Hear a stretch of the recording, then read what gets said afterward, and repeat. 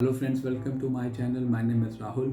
आज हम बात करेंगे कि जो प्रेग्नेंट लेडीज़ होती हैं उनको कौन सा विटामिन मिनरल और कौन सा फूड लेना चाहिए जिससे उनकी प्रेगनेंसी बहुत स्मूथ और बच्चा प्रॉपर ग्रोथ हो उसकी और प्रॉपर न्यूट्रिशन मिल सके। तो इसमें सबसे पहले हम बात करेंगे विटामिन D3 की। विटामिन D3 बड़ा इम्पॉर्टेंट विटामिन है, एक तरीके से हार्मोन होता है। जैसे आजकल आपने नॉर्मली देखा होगा, जैसे प्रेगनेंसी के बाद जब बच्चा बॉर्न होता है तो बहुत कॉमन हो गया कि बच्चों को जॉन्डिस हो जाता है। तो जॉन्डिस होने का रीज़न ये है कि माँ में विटामिन D3 की कमी होती है। तो माँ को विटामिन D3 इनटेक अपना रेगुलर करना चाहिए, चाहे वो सन एक्सपोज करे अपनी बॉडी को या फिर वो सप्लीमेंटेशन कर सकती है। इसके बाद दूसरा मिनरल आता है पोटेशियम। पोटेशियम बहुत इंपॉर्टेंट मिनरल है और सबसे ज़्यादा क्वांटिटी में हमें चाहिए होता है। तभी जितने भी ग्रीन लीफी वेजिटेबल्स हैं उसमें पोटेशियम लेवल बहुत ज़्यादा होता है, बहुत ज़्यादा पोटेशियम होता है। हमको अप्रॉक्सीमेटली 5000 mg पर डे हमें मैग्नीशियम चाहिए होता है। अप्रॉक्सीमेटली आप समझ लिए 5 ग्राम मैग्नीशियम हमें रोज़ चाहिए होता है प्रॉपर वर्किंग के लिए। तो ये हमें मिल नहीं पाता। हम वेजिटेरियन कंट्री हैं, वेजिटेरियन होते हैं, तब भी हमें नहीं मिल पाता। रीज़न बीइंग हमारा जो कुकिंग स्टाइल है उसमें जिस तरीके से हम कुक करते हैं किसी फूड को तो पोटेशियम बहुत कम हो जाता है। तो उसका सबसे अच्छा सोर्स हो जाता है कि आप उसको एक तरीके से सैलेड की फॉर्म में ले सकते हैं। रेगुलर सैलेड लीजिए, सैलेड में काफ़ी अच्छा जो ग्रीन लीफी सैलेड है उसमें आपको बहुत ज़्यादा पोटेशियम मिल जाता है। अगर आप नॉन वेज लेते हैं तो मीट में भी थोड़ा बहुत पोटेशियम आपको मिल जाता है, लेकिन ये आप रेगुलर लेना है आपको पोटेशियम। इसके बाद आ जाता है विटामिन ए।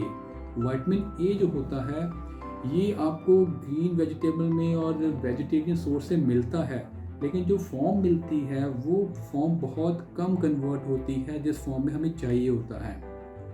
कहने के लिए विटामिन ए जो होता है वो गाजरों में काफ़ी होता है, लेकिन हमें कन्वर्ट करके हमारी बॉडी को बहुत कम मिलता है। अगर आप नॉन वेज लेते हैं तो नॉन वेज सोर्सेज जो है मीट हो गया, लिवर हो गया, उसमें आपको अच्छे अमाउंट में विटामिन ए मिल जाता है। इसकी भी बड़ी इंपॉर्टेंस है, स्पेशली प्रेगनेंसी के टाइम में आपके बच्चे को विटामिन ए की कमी ना हो, इसलिए आप ग्रीन लीफी वेजिटेबल तो लो। अगर नॉन वेज लेते हैं तो नॉन वेज भी उसमें आप ऐड करिए। इसके बाद आता है आपका ओमेगा 3।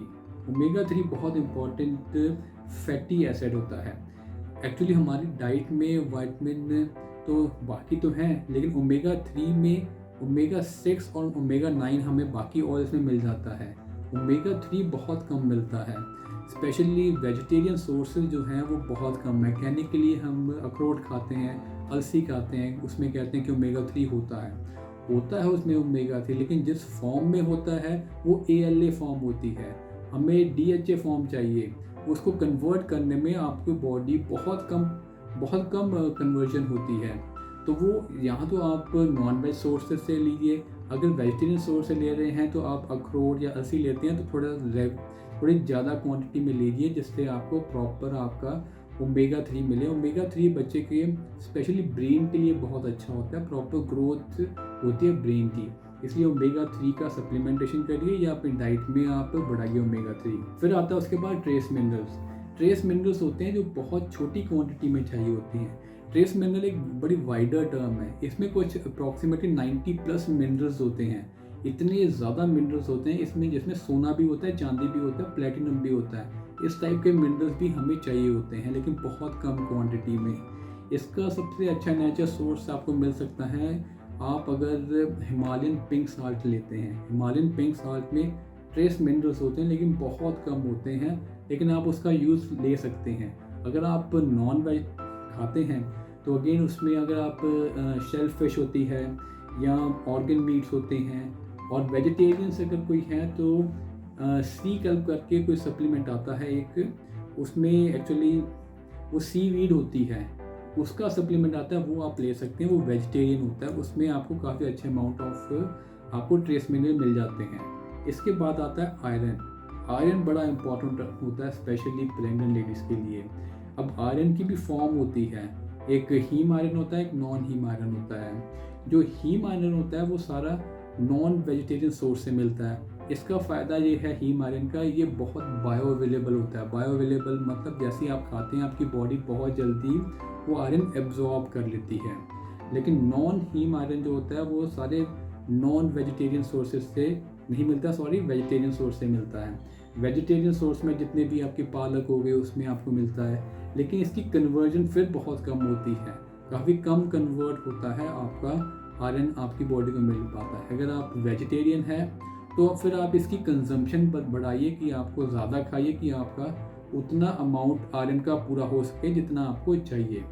इसके बाद आती है बात विटामिन B12 की।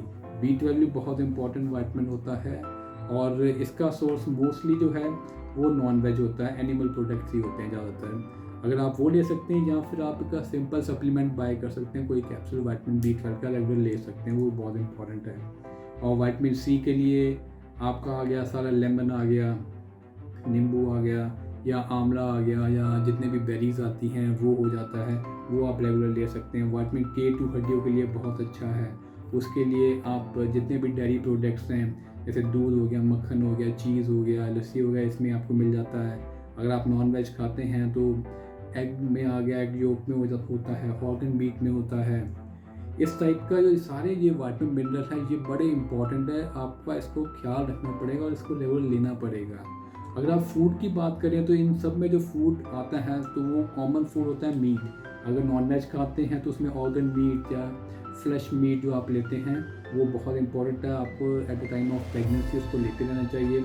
फिर अगर आप फिश खाते हैं तो आपको ओमेगा 3 मिल जाएगा उसमें से, जो बहुत इंपॉर्टेंट है, और अदर फैटी एसिड्स मिल जाते हैं, अमीनो एसिड्स मिल जाते हैं।